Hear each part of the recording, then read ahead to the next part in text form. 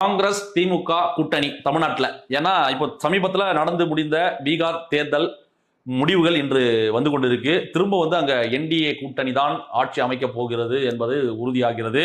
கிட்டத்தட்ட 190 இடங்களுக்கு மேல அவங்க லீடிங்ல இருக்கிறாங்க. காங்கிரசின் இந்த பரிதாபமான நிலைக்கு தள்ளப்பட்டிருக்கிறது. அதற்கு யார் காரணம், என்ன விஷயம்? அது மட்டும் இல்லாம இங்க தமிழ்நாட்டில் இந்த கொத்தடிமை கூட்டம், அதாவது தொங்கு சதைகள் தொடர்ந்து திமுகவின் ஆதரவாளர்கள் சொல்லக்கூடிய பல பேர் இன்னைக்கு காங்கிரஸ் கடின்னு கடிக்க ஆரம்பிச்சிருக்கிறாங்க. அதனோட பதிவுகள் நான் காலையில இருந்து நிறைய பாக்குறேன். நான் ஏடா உங்களுக்குலாம் அவ்வளவுதான் மரியாதை, என்னது 117 சீட் வேணுமா உங்களுக்கு? ஓ 100 சீட் வேணுமா? எத்தனை இடம் ஜெயிச்சிங்க நீங்க பீகார்ல? அதை விட 5 சீட்டு கம்மியா தான் உங்களுக்கு கொடுப்பேன்னு சொல்லி திமுகவின் தொங்கு சதைகள் இன்னைக்கு காங்கிரஸை கடிக்கிறத நம்மளால பார்க்க முடியுது. எப்படி பாத்தீங்க இவங்களோட தரம் எந்த அளவுக்கு இருக்கு பாத்தீங்கன்னா, அவங்க மேலேயே ஏறி சவாரி பண்ணிட்டு கிட்டத்தட்ட காங்கிரஸ் தமிழ்நாட்டில் இல்லைன்னா திமுக ஜெயிக்கிறதுக்கு வாய்ப்பே கிடையாது. அப்படி இருக்கும் பொழுது இவங்களுக்கு எவ்வளவு இருமாப்பு இருந்தா இன்னைக்கு காங்கிரஸ் இன்னைக்கு ஒரு தோல்வி முகம், இறங்கு முகத்தில் இருக்கும் பொழுது அவங்கள பார்த்து ஏளனம் பண்றது, உங்களுக்கு 5 சீட்டே அதிகம்னு சொல்றது, இதெல்லாம் காங்கிரஸ் தலைமை பார்த்துக்கிட்டு தானே இருக்கு.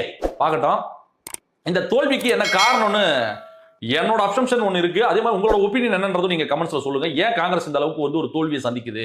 ஏன் ராகுல் காந்திக்கு பிரச்சாரம் பண்ண தெரியலையா? இல்ல அவங்களோட விஷன் கரெக்டா இல்லையா? ஏன் அவங்க சரியா பிரச்சாரம் பண்ணலையா? கிடையாது, அவங்க எல்லாமே கரெக்டா பண்றாங்க. ராகுல் காந்தி உழைக்கிறார். ராகுல் காந்தி மட்டும்தான் உழைக்கிறாரா?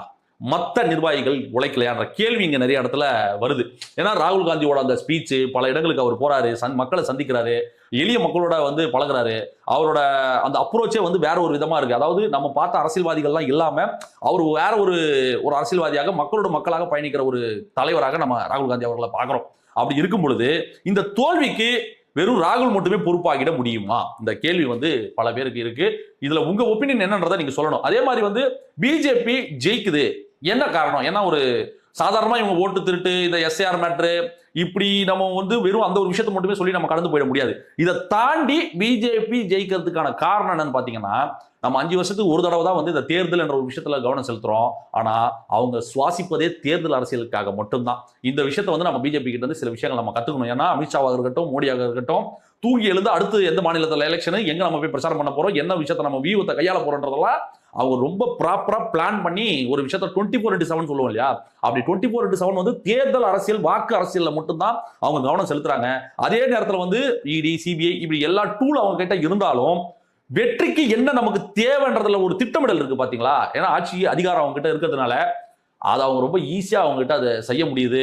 கூட்டணி, அதாவது கூட்டணி அவங்க எப்படி கூட வச்சுக்கணும், அவங்களை எப்படி அரவணைக்கணும்ன்ற விஷயத்தெல்லாம் அவங்க ரொம்ப ஸ்ட்ராட்டஜிக்கா கொண்டு போறாங்க.